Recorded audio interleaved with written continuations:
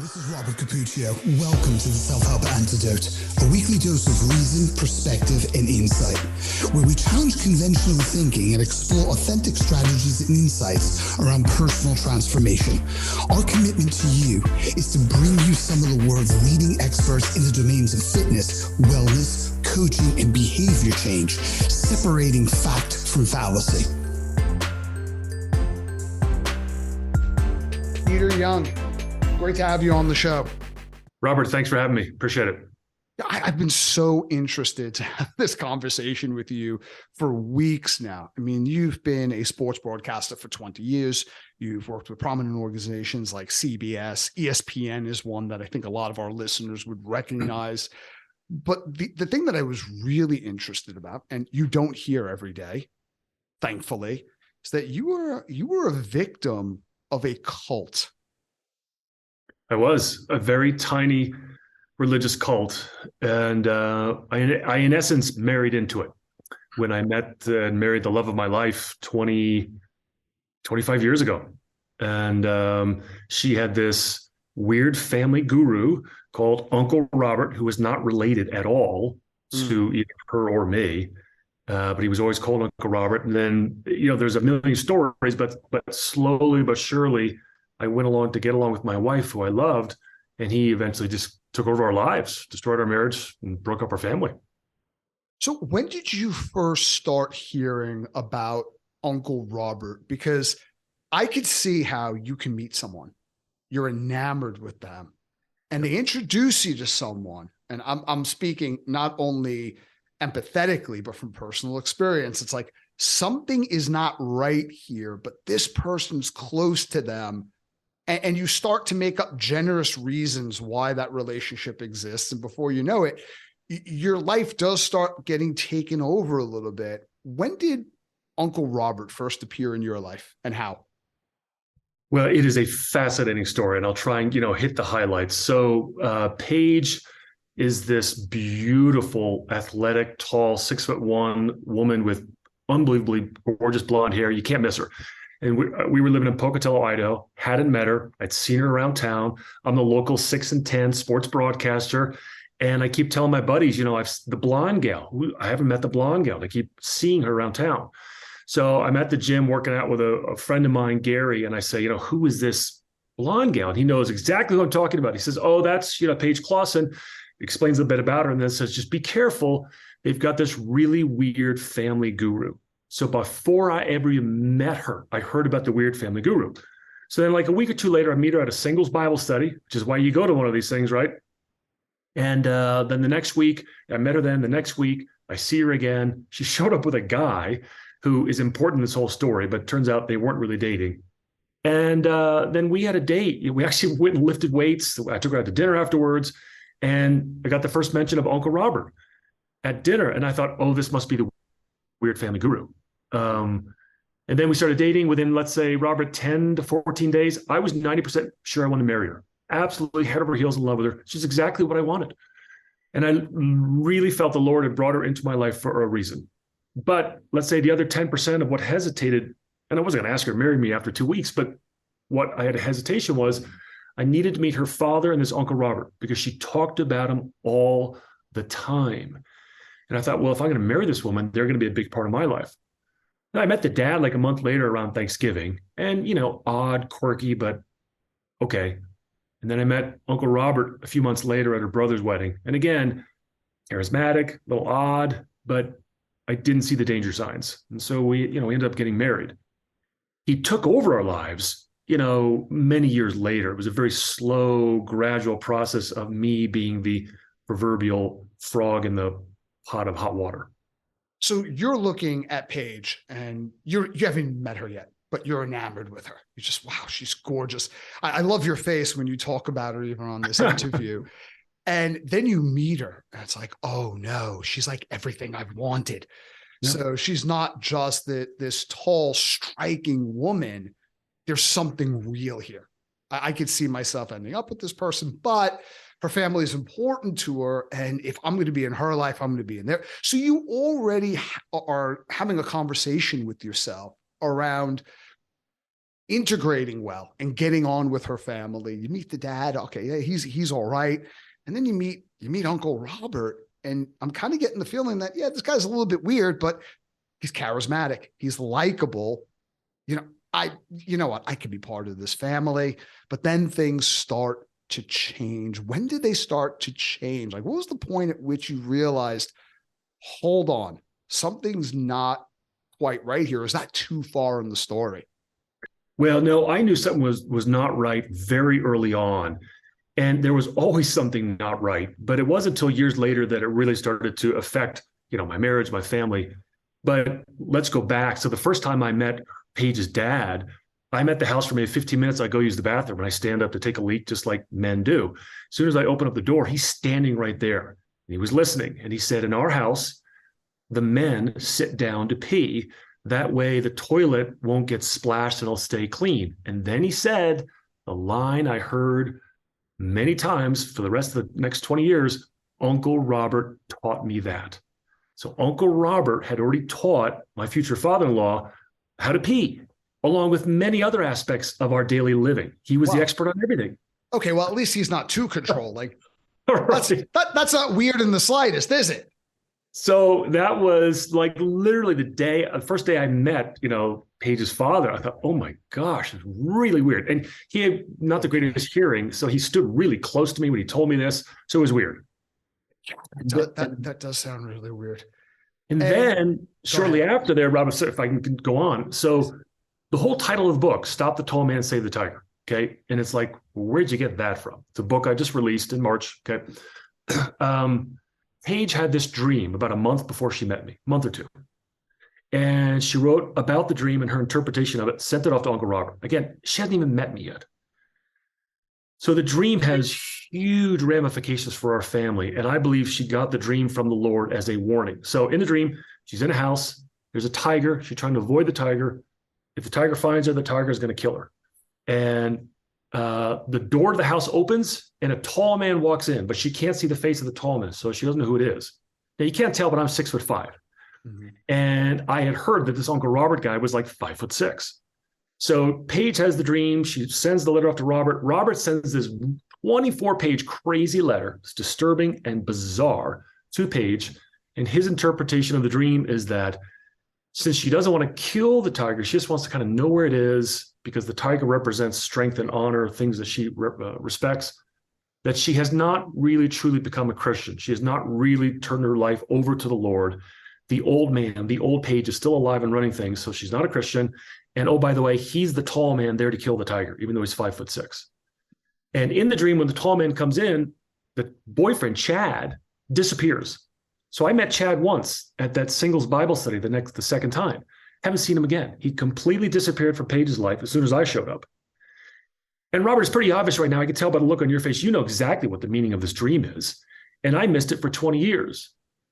Uncle Robert turned it on its head, convinced Paige she wasn't saved, that she was a non-Christian, she was the tiger, and he was the tall man. Well, clearly I was the tall man. I'm not going to save anybody, but she couldn't see the face of the tall man because she hadn't met me yet. And then I come into her life. The boyfriend disappears in the dream, just like he does in real life. And so, again, it took 20 years to finally realize this. But she has me read this letter because it's really important to her, like right after I met her dad. So here it is. I hear all about this Uncle Robert guy. Paige has this dream, and then I read this letter that is bizarre. A month or two later, Paige is like, yeah, I must not be a Christian, and allows Uncle Robert to, quote unquote, save her. And that is a classic sign of a cult leader where they act as a gatekeeper to God. So Uncle Robert convinced Paige she wasn't saved. Then a few years later, her dad, then her mom, 15 years later, me. Yeah, that is disturbing on many levels. There's a lot of thoughts in my head. I think there's a lot of thoughts in the listeners' heads as you're going through this. I'm not a religious person. I'm always extremely put off when I grew up in an extremely abusive household.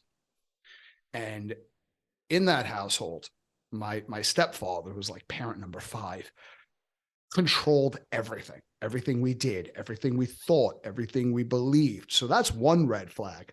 The second one is when anyone proposes that they are right and they're the only one who can help you, where everybody else around you is suspect or wrong or even unwittingly dangerous unless they approve of them. That to me is terrifying, especially when, like in Paige's example, you're growing up under the influence of this guy. Like, this is part of your family structure. So from the outside looking in, it's like, can't you see what this guy is up to? And the answer for a lot of people is no, because that's basically what you've been indoctrinated into. I'll use my words carefully. So now you're married to Paige. Mm-hmm. Uncle Robert is teaching people the finite aspects of life down to how you pee. At what point does Uncle Robert directly start to teach you or control you? Like, how did that start to come about? So he lived in Southern California. We lived in Idaho and Montana during our marriage. So he wasn't right there in town with us. And again, I have to stress, he was not related to us. I'm 6'5". Paige was like 6'1". We all had Northern European looks, blonde hair, blue eyes. I've got gray hair now. He's from Syria, born and raised. Olive complexion, completely bald head, portly, bulbous nose. So he just got himself into that family years earlier. He met Paige's parents at a small seminary in Fresno, California before Paige was even born. So Paige knew no other life. He was always the expert on everything. So then we would have these conferences up in Northern Idaho at Paige's parents' house. And they were basically a glorified way of saying we would sit there in the living room and Uncle Robert would talk for hours on end.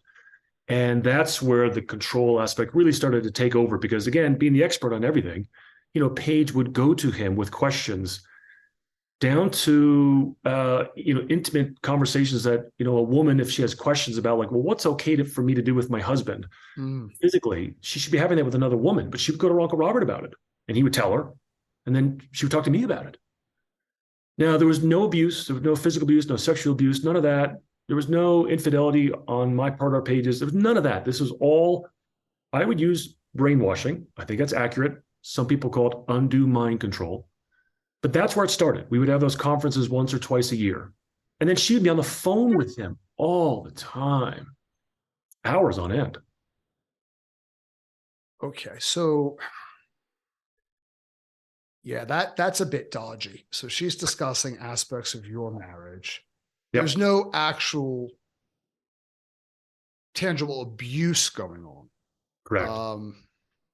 I still say that's really dodgy with the intentions behind those conversations. Something just, I feel creeped out listening to that.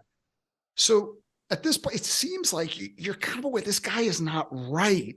So how do you go from something's wrong here to being involved in a cult? Yeah. Well, again, I'm married in, and I always say, you never know you're in a cult. You only know you were in one. And early on, I knew he was bizarre and odd, but I went along to get along. I loved my wife.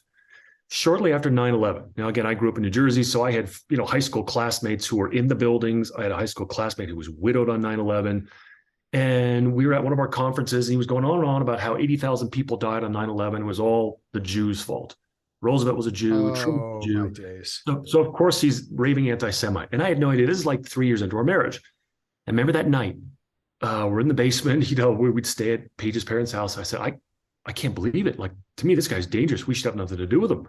Mm-hmm. And I never followed up. I never pressed Paige and said, what are we going to do about this? Because she had a concerned look on her face, but there was no way she was going to kick him out of our lives. And so then at these conferences, I would get more of this and more of other stuff. And it for years, Robert, it really bothered me. And I had this incredible cognitive dissonance. On the one hand, my wife and her parents believe every word of him. And I wouldn't share this with like the rest of my family, the young family, my parents, my brothers, my sister-in-laws, my nieces and nephews and real uncles, because I knew this was kind of crazy. So they didn't really know much of what was going on. And with every new conference, with every new phone call, there'd be something wild that he would come up with. And I'm like, are you kidding me? Like, you guys believe this? But some of it was true, right? Like, I tell people, the wolf doesn't get close to the sheepfold. The wolf in sheep's clothing does. So Uncle Robert didn't just start spouting lies right away. The analogy I give is, let's say you mishit a golf ball. Don't know if you play golf, but if you miss it a golf ball by like a quarter inch, right? 100 yards down the fairway, it's way off to the left or way off to the right. Well, Uncle Robert would tee up the right golf ball. He would read to the Bible. I mean, read from the Bible. But then he would take each verse and he would give his own unique and perverse twist. 5, 10, 20 years down the road, we're way away from the gospel. Hmm. See, for me, being someone who is quite agnostic in a lot of things and open, I value people who think differently, who believe differently.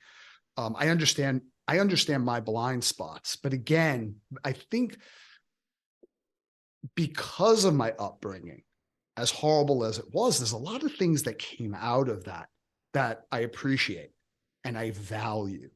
And one of the things that I always look for, if you're professing to be anything spiritual and racism comes out of you, anti-Semitism comes out of you, extreme misogyny comes out of you, it's almost like I'm a veterinarian, but on the weekends I work as a butcher. Something's not right here. Something's quite incongruent, and it's like I'm gonna call bullshit on you. So, what's important here for the listener to understand? Because I don't think anybody listening to this would say, "Well, I'm in a cult right now." Right. What's really the warning here?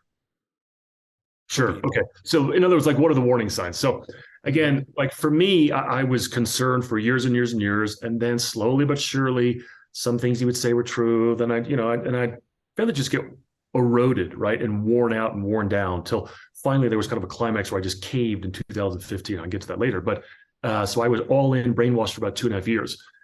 But if you go look up what is a cult on Google, what is a small religious cult, you'll get 1 million hits, right? And 5 indicators, 10 indicators. When we checked every box. The key, though, for people listening is like, well, how do I know cousin Bob or my old roommate from college, Jim, is in a cult? Probably the biggest warning sign would be if someone you know and love, friend or family, cuts off all communication, whether it's phone calls or texts or emails, you see them in person, even if it's your buddy in the bowling league or church, whatever. And they've told you about somebody in glowing terms, and now like they've cut off all contact. Well, that's a huge red flag because cults operate and maintain control, I believe, mostly by 2 ways. Number one, secrecy and paranoia, right? Uncle Robert has all the answers to the world, and he knows the Jews are a problem. So thus the Jews are out to get him. So we have to protect him. So we're all paranoid. And then also through guilt and shame. Well, Uncle Robert's almost perfect. And he keeps pointing out my flaws, which of course he's true.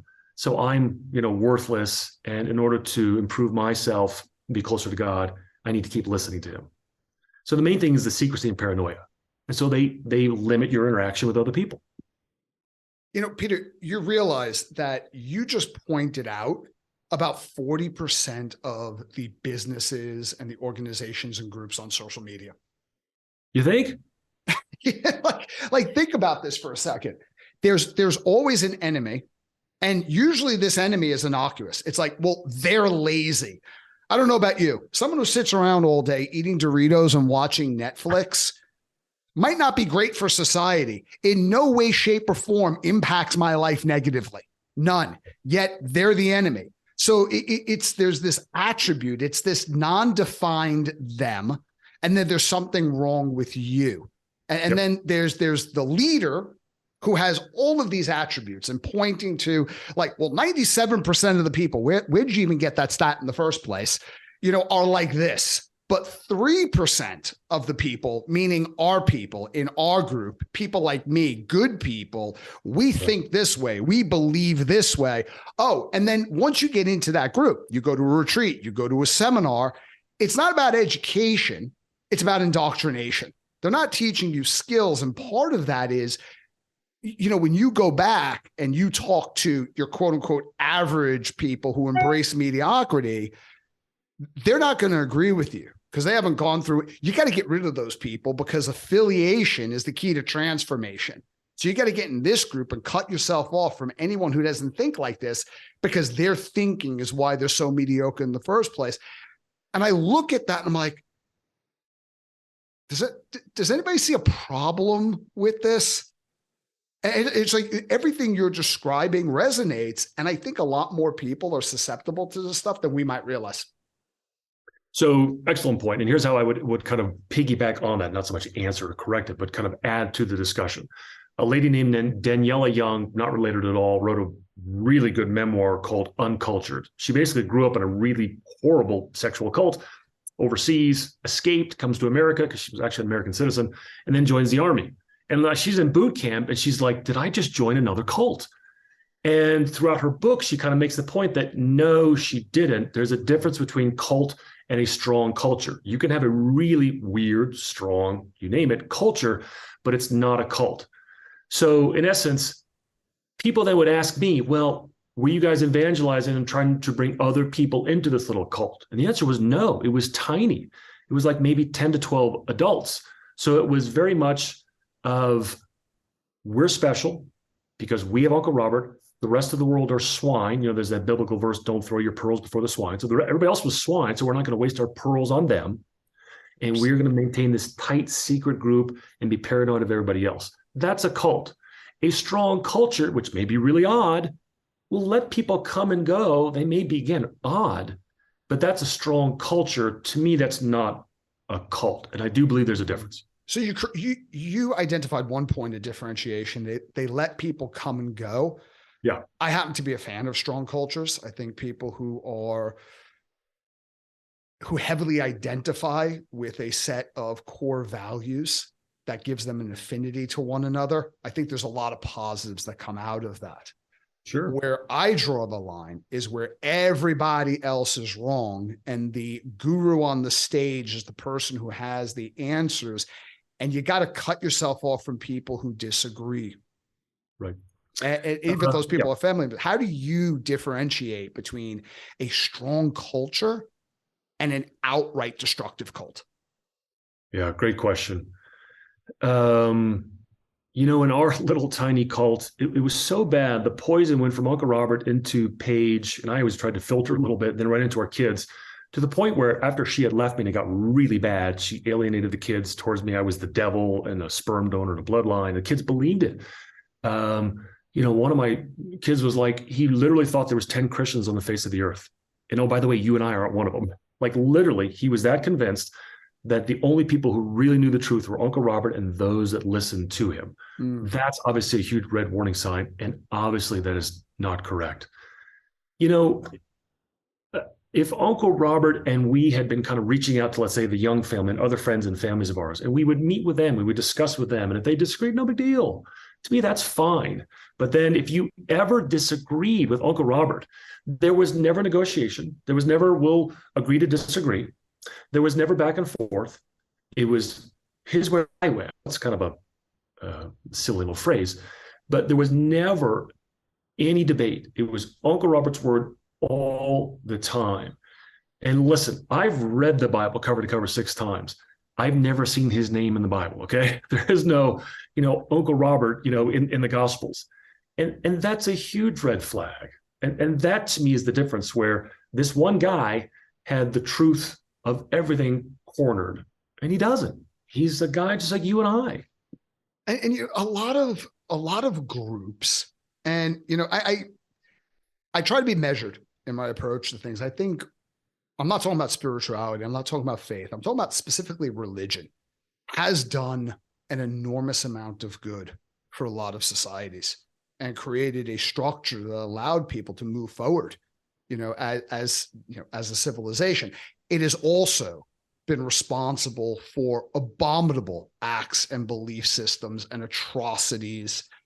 And one of the things that, you know, because I have gone to church, and that was one of the things that I struggled with is we are the way we interpret things are we're the only ones that basically understand the truth. And if you don't understand the truth, there are eternal spiritual consequences.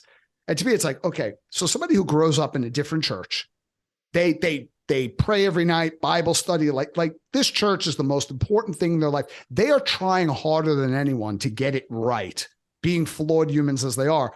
But they just happen to misinterpret it because they're in a different environment than we are. And so they're completely wrong now. It's like that makes no logical sense to me whatsoever. So what were the consequences of this? I mean, besides Uncle Robert taking over everyone's life and sense of identity and feeling dependent on him, that's bad enough. Like, were you giving money to this guy? Was there something else that was going on where it's like, oh, this could be a problematic situation? Well, there's a ton. I mean, I've got all kinds of anecdotes, and we could be here for hours. And I know you don't want to do that, but I'll give you one. In the Christian faith, tithing is where you give 10% of your earnings back to the church, to the Lord, to whatever, a homeless person if you want. Okay, you're obedient, and you're thankful that you've been rewarded in life. Okay, so we would, over the years, all of the tithe eventually went to Uncle Robert. It used to go to this church and that organization. After 5-10 years, it all went to him. So we tithed to him. Paige's parents tithed to him. And her whole family was split in half because of him. Most of the family was shunned because of Uncle Robert, but Paige and one brother were still loyal, so all of his tithe went to him. And oh, by the way, Robert, if you read my book, you'll come across this. He felt that casinos were the true churches in America. So the churches that everybody goes to on a Sunday is worthless because only he knows the true gospel. And anybody could go into a casino and, regardless of race, religion, or your bank account, be blessed by the Lord. Okay. But I don't see people worshiping the Lord in casino. I see them worshiping money. And oh, by the way, he called it his office. So he never had a job. He never had a career.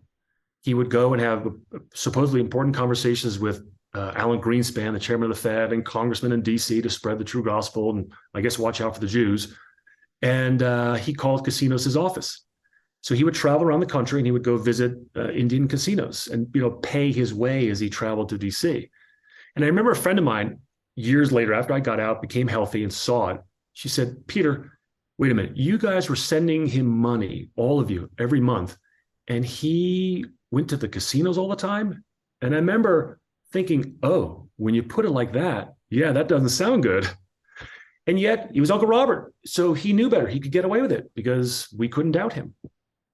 When you're talking about this in this context, to me, Uncle Robert sounds like an addict who developed a con to support his addiction and a whole story around it. Well, I think, again, if you Google or look up, cult leaders, number one, they're narcissistic, right? So he's very narcissistic. He's very charismatic. He has a grandiose sense of self. He makes all the rules, but they don't apply to him. And that's him. He's all of those things. And in many ways, he's very smart as well. Again, I don't think I'm the dumbest guy that I would just fall for all this.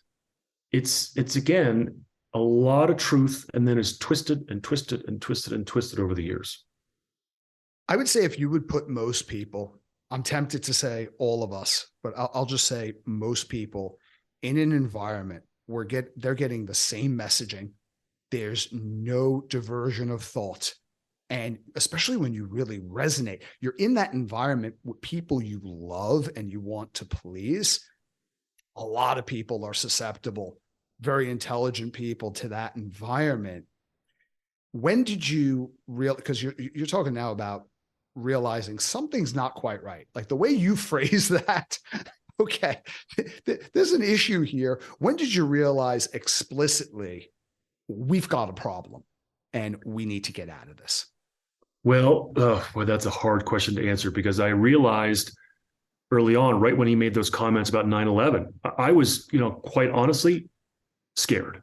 It was so dark. It was such venom the way he said it. And I'm like I was stunned.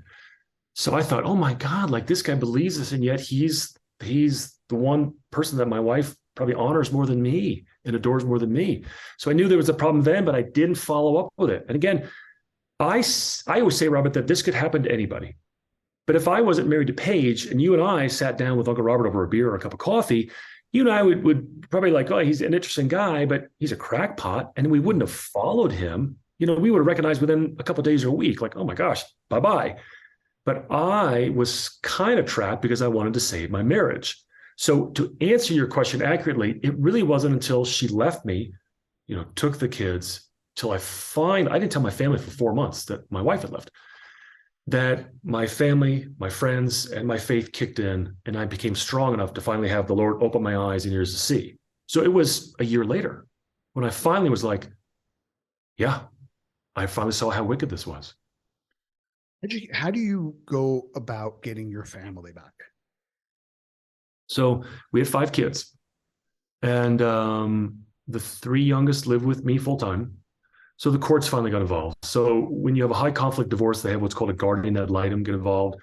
They're appointed by the court to look after the best interests of the kids. And so everything was in writing. It wasn't a he said, she said. Like they were so confident, Paige and Uncle Robert. Like Uncle Robert's brilliant. So we don't have anything to hide. Hmm. So they're writing all these letters and emails that are just insane if you read them. It was so hard for me because, I just looked up to them for so long. Like, she was brilliant. He was brilliant. I was wrong. It was all my fault. So we had all these letters and emails. The guardian ad litem, saw it right away. She did a couple months of investigation, wrote a jaw-dropping 50-page report. The court adopted it and sent the kids back to me. It was number one, it's a small religious cult, which is emotionally abusive to kids. And then number two was the worst case of parental alienation the guardian ad litem and my attorney and a family counselor had ever seen in their combined 60 years of practice. Literally, the kids were believing that I was maybe not the devil, but a devil, a liar, a sperm donor, bloodline, abusive, and 50 other horrible things that she told the kids. So you were involved with someone who is a malignant narcissist. Like, because nowadays, if there's somebody does something I don't like, I call them a narcissist. They're not. And half the time, I'm usually the problem. And I refuse to see that. But you're dealing with a classic narcissist. And in this case, I think this is important to talk about. When somebody has such a delusional sense of self, at some point, they'll start to unravel. Yeah. If he was a little bit more measured, it probably wouldn't have went as well for you in court. As I'm not saying it went well for you. That's a bad choice of words, but I know what you're saying. Yeah. So I think the point too to make is that, without Uncle Robert, we would not be here. I probably wouldn't be talking to you. There's Paige is a victim just like I was. Paige is a victim just like my kids are and were. Now I've recovered, thank the Lord. My 3 youngest kids have. With my 2 oldest children, it's a work in progress. They all still love their mom, as they should. They all realize the problem with Robert Booty and Uncle Robert and how wicked he was, and his theology was awful. But really, Paige is a victim. She knows no other life. I mean, she is under this man's thumb and under this man's control, this undue mind control. And so, when you see, like when I read the emails from Paige and the letters from Paige, I see Uncle Robert in every sentence, baked in as like leaven. Like again, in the Bible, there's like the leaven of the Pharisees, like put a little yeast in a bread and it corrupts everything. Well, he's done that with her mind. And so every email I can see, well, that either was written by Uncle Robert or they had a call on the phone and she's lifting most of that conversation and putting it into the letter. Straight from him to her. And then, of course, it went into my kids and me. Direct line of hatred, judgment, and condemnation. So being in an outright cult is probably something that most people are not going to experience. But I think as we've talked about in this conversation, being under the control of a group that and sometimes I think this is unwittingly, but they do not have a good influence on you. They isolate you, or sometimes you're in a relationship with an individual that's extremely controlling. I mean, how many people are like, well, I no longer hang out with my friends anymore because, my boyfriend or my girlfriend doesn't really like that. It's like, what? I'm sorry. So you've had these people in your life and somebody new comes in, you've got to get that to me is disturbing. If somebody reads your book, what advice is in there to help them find their way forward? Like to recognize, okay, these are some patterns and what do I do about it to gain my sense of self back, to gain my freedom? Sure. And, much of the book would be written, anybody can read it. You don't have to be a Christian to read it, but there's a lot of Christian, theology in there because that's, how Robert had his corrupting influence was kind of a perversion of Christianity. So there are lessons there for, like, say, the Christian couple, the Christian person to avoid this person acting as a gatekeeper to God. And that could be true for the Muslim and the Buddhist and whoever, right? That's what he did. Again, the biggest warning sign would be if somebody, cuts off all contact. And I, again, the main reason I got sucked into it is because I was in love with this woman and we were married and I wanted a strong family. And you could probably point some blame at me that early on in our marriage, I didn't stand up for the truth. I didn't stand up to defend her, to defend my children against this man. I see it now, but I didn't really see it then.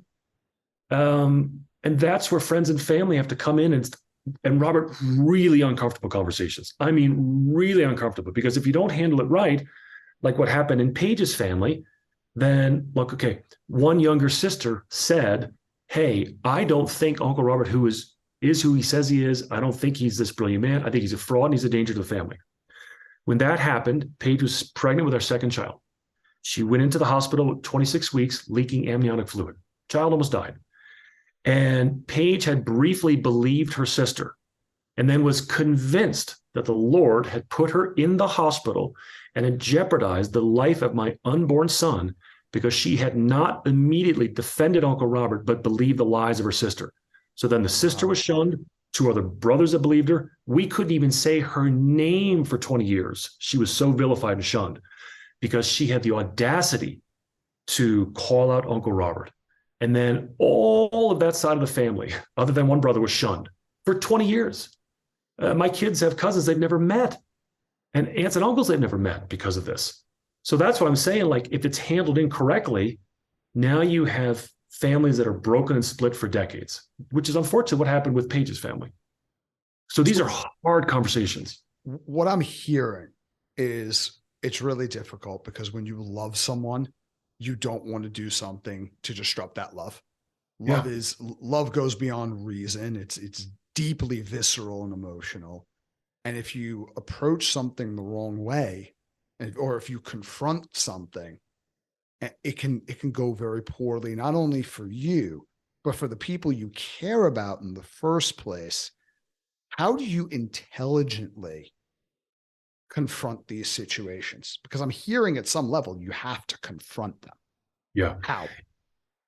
Well, I finally did, after she left, 2017 is when she left, and I lost 30 pounds. I was miserable. I couldn't sleep. I was never suicidal, but I was horrible shape. And then family rallied around me. Friends rallied around me when they found out. And everybody saw it immediately, right? There was never like some people like, I don't know, Peter, I think you're wrong and she's right. No one has ever said that other than the people in the cult. So they all rallied around me. The Lord opened my eyes and ears to see the truth. And then I finally, once the Garden of Lightham got involved, once we got lawyers involved, she filed for divorce, I stood up for the truth and I stood up for my children. And I don't badmouth her, Paige. I don't wish her ill will. I used to pray every day that she would have a road to Damascus type moment where she would see it too.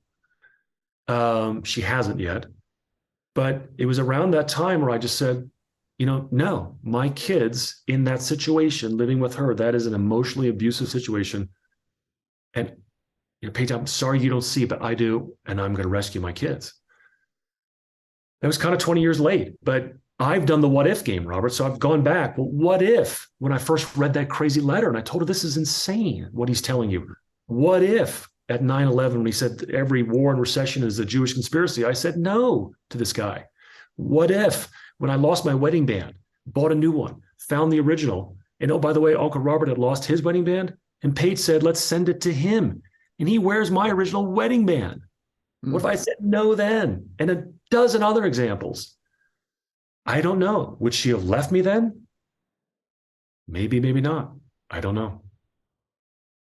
Yeah. Well, what if it's a torturous game that we play with ourselves. I mean, in some case, I think a little bit of regret is healthy because it allows you to replay situations and then be prepared more intelligently if those situations emerge again. It also tells you what you value. But when that goes into rumination and that takes over, that can cause a lot of non-productive pain and suffering and keep you stuck. Because at the end of the day, there is no answer to the what if game. You'll never know. You can create scenarios, but you'll never truly know. And you don't know where you'll end up. I mean, you're talking about 9/11. I lived at ground zero during 9/11, got extremely ill. I played that what if game because living down there is my last choice. But you don't know where your life would wind up. There's only like, what do I do today? Who should absolutely read your book? Oh, great question. Well, if anybody has any kind of curiosity on cults, big or small, you will be fascinated by it. It's a very intense read at times. Also hard to put down unless people like literally need a break because it is so intense. There's so much hatred directed towards me, and for much of it, I just didn't see it till the end. And there is a happy ending. Certainly the Christian that's trying to look for the warning signs. How do we avoid this? How do we see it in somebody else? Those are obviously probably the two biggest camps. And certainly anybody that has an interest in, let's say, psychology, cult psychology, lawyers, guardian ad litems, counselors, because these people all deal with it, right? The lawyers, the guardian ad litems, the judges, the standing masters, the counselors, they all might not see my case, but they see similar things. I think would be very helpful to them. Yeah. I think there's universal appeal to the book because I know I've read The True Believer, which is about the emergence of disastrous cults. Eric Hoffer wrote that on the heels of the Nuremberg trials, because that was the big question. Could what happened in Nazi Germany in World War II, could that ever happen here? 1962, you had Stanley Milgram doing his research in Connecticut with terrifying results. Even Fight Club is a warning and a guide around how to create a mass movement. Maybe not an anarchistic cult, but any type of mass movement. And to me, the appeal has always been, how do people think? Why do people in groups do what they do? And how much of that is pretty much not a consequence of you, Peter, or me, Robert, being in a situation, but as a consequence of being human beings who respond in a human way. And being able to look for like, okay, well, when you're reading something that sounds good, how do you discern, well, yeah, this makes sense. In your words, this seems like a strong culture. This seems like something a little bit different that I need to be careful about. Robert, I think the appeal is we all want to feel like we belong, whether it's a big group or a small group, right? We all want to belong. And the appeal to a cult is, again, you'll never call it a cult, right? You don't realize you're in it, so nobody ever calls it a cult. But you look back, you know it is. And the appeal is, well, I know something you don't. I'm in a special group. We're special and you're not. That's a universal appeal. I think you said three things there that I just really want to capture as we start to wind this interview up. One is acknowledging that we all want to belong. Yeah.